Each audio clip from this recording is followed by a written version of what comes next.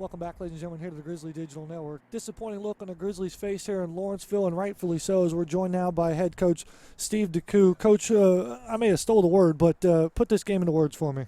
Yeah, you're disappointed. I mean, what was the stats? I got 27-8. 27-8. It was 10-5 at halftime. I mean, we created a lot of chances tonight. It wasn't good enough in the final third for us until that last.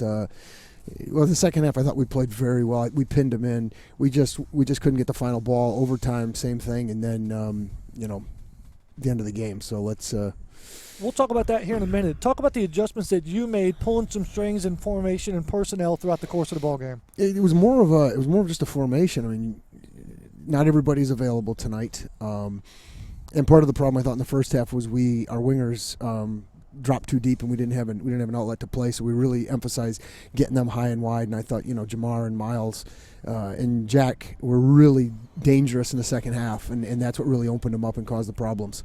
As the Grizzlies do indeed outshoot the Patriots 27-8. The draw in this contest snaps both winning streaks for both teams. George Gwinnett was sitting on a 5-game winning streak for Cumberlands, a 3-game winning streak, as both these teams are playing their best ball of the season right now. You go toe-to-toe with an opponent like Cumberlands and come up just a little bit short. How did you address this to your team afterwards?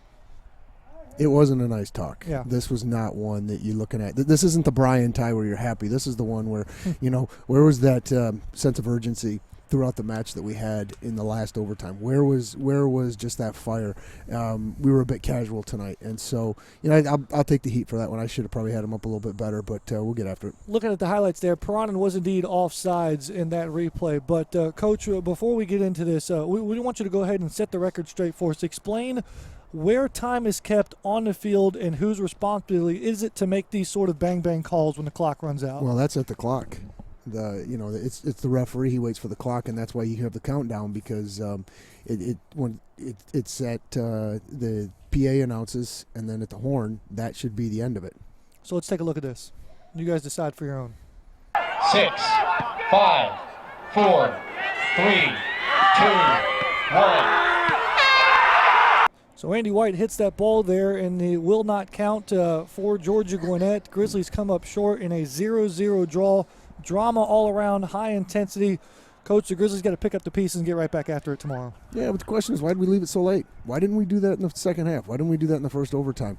That's going to be the talking point, was a potentially missed call, but we missed a lot of other opportunities. Well, we missed 27 other opportunities other than that. So you can't.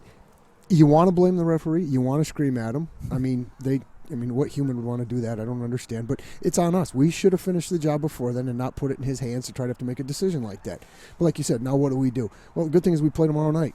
So let's get after Oglethorpe and let's put in a better performance, because what we showed tonight was good, but it's not great. This isn't the kind of performance that's going to get us ready for conference tournament or potentially nationals.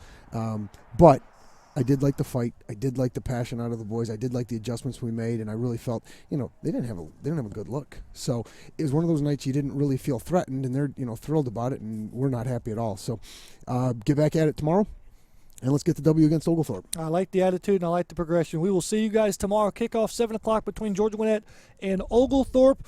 Meanwhile, that'll do it here in Lawrenceville for GGC's third annual homecoming. Georgia Gwinnett ties Cumberlands 0-0.